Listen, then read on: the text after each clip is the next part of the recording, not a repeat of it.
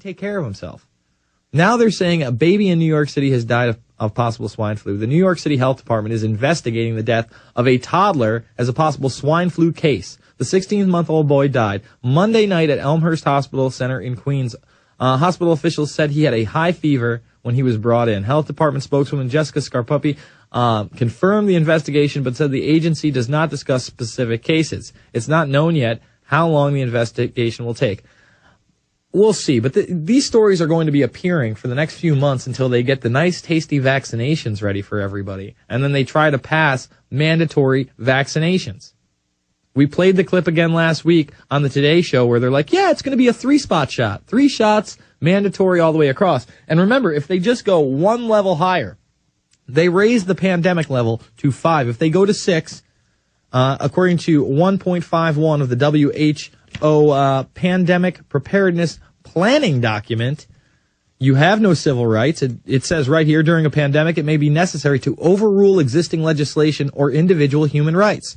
Examples are the enforcement of quarantine, overruling individual freedom and movement, use of privately owned buildings for hospitals, off-license use of drugs, compulsory vaccinations, or implementation of emergency shifts in essential services.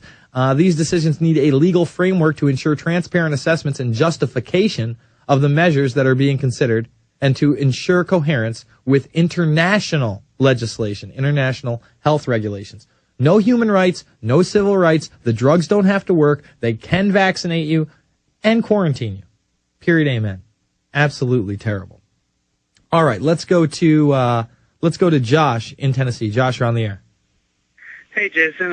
Basically, I've been listening to you for a long time now and stuff like that, but I want to get down to the basics. I'm talking about, the globalists, what is their mindset? Do they think, obviously, you and I, as human beings, we realize that one day we will die, whether it be from natural causes or whatever. Do these guys think that they will, be hooked up to machines and, live forever? And Some of them do. Some of them don't even think that they're going to be hooked up to machines. The machines will be hooked into them. So, yeah, in other words... Yeah, exactly. I mean, do they think that they'll live forever and just be the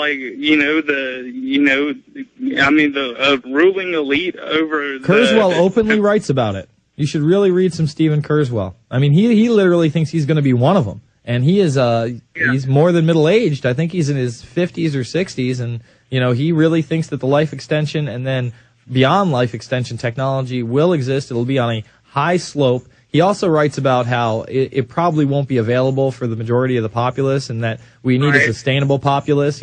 All the things that the elite talk about, population sustainability, they all talk about the environment. But he talks about how we'll even be able to transcend our actual physical bodies and basically travel the universe as beings of light and being able to take any form we want at some point. Which is just, it's mind-blowing. I mean, is that not nuts? Is that not, totally just, what is he smoking, man? I mean... Hey, Kurzweil is a genius at some point, but at some point, he's a madman.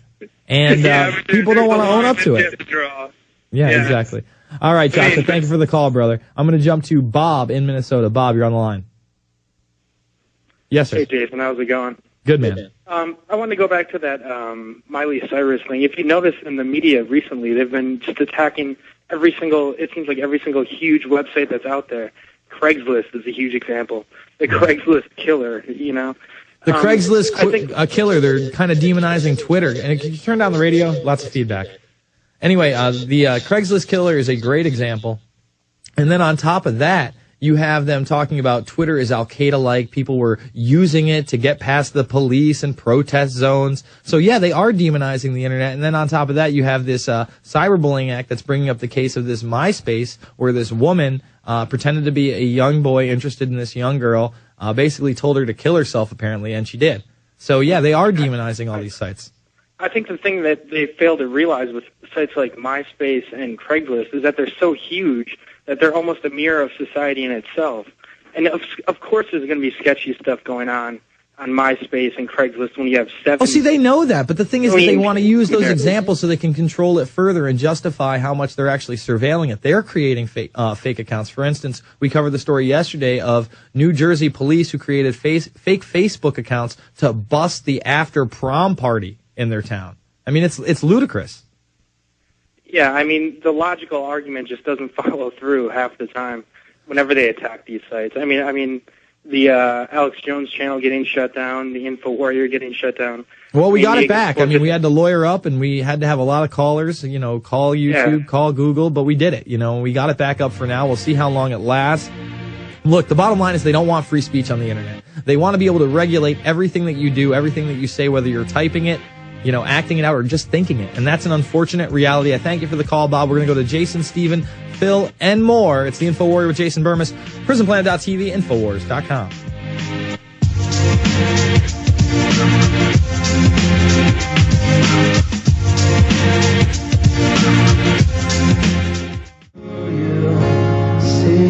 We're going to go to Jason, Steven, Phil, and Dustin. But first, I want to hit up this video of Jesse Ventura. This is back-to-back Ventura evenings. We had him hit a home run over on The View, and he was just on Hannity. We're going to play some of this clip, and then we'll take your calls on the other side of the next break. And we're also going to be playing the Seymour Hersh clip that's causing all the controversy and him coming back and saying, well, I didn't exactly say that. So we'll let you, watch exactly what he said for PrisonPlanet.tv and listen on the radio, obviously. He does discuss the Cheney assassination squads, and I do believe he discusses the part about bin Laden being dead. So it is very interesting. All right, hit the clip. He shocked the nation back in 1998 when he stormed onto the political scene and won Minnesota's gubernatorial race.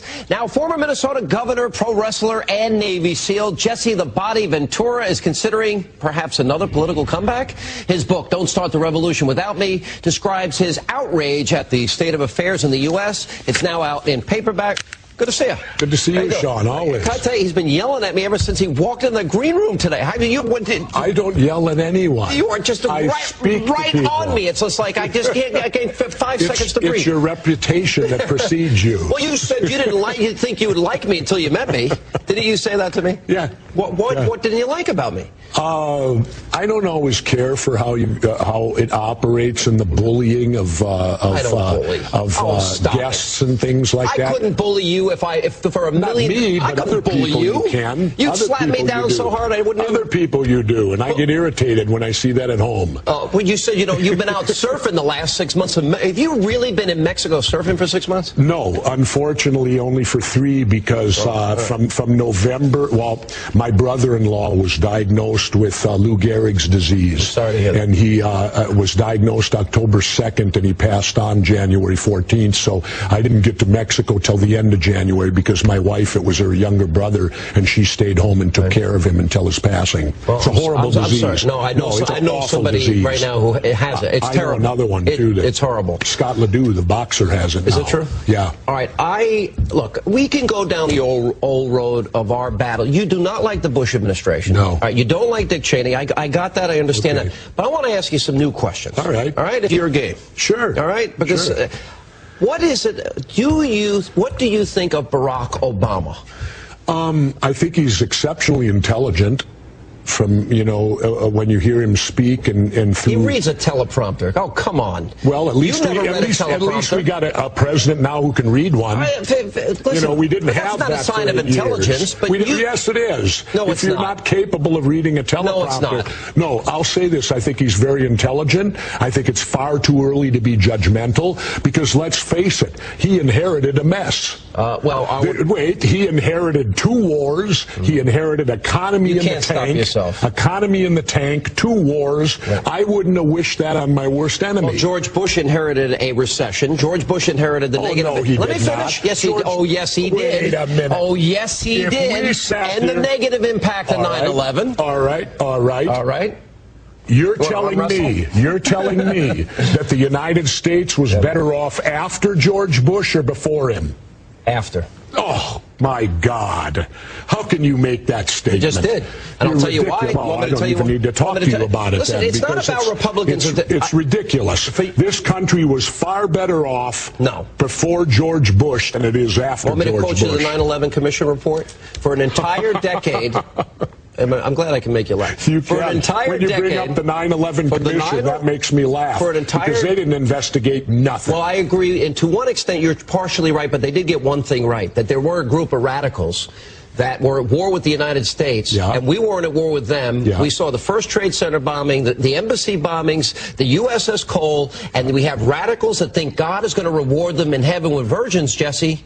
How do you stop them? What do you do? Tell me what you do. You pay attention to memos on August 6th that tell you exactly what bin Laden's going to do. Instead, we hear Condoleezza Rice going, I didn't know what they were going to do. And the memo says bin Laden set to hijack planes and ram them into buildings. I have a better idea. All right. George Bush. Hit it right there. Now, the only thing that I would agree with Hannity on is that we're probably worse off now than before with Bush, because at least people were angry with Bush and they didn't think that the Messiah, the leader, had come. They now believe that. Other than that, Jesse's right, and then Hannity agrees with him. They didn't investigate nothing in the 9/11 Commission report. No, they didn't. Hannity agrees, like, passively.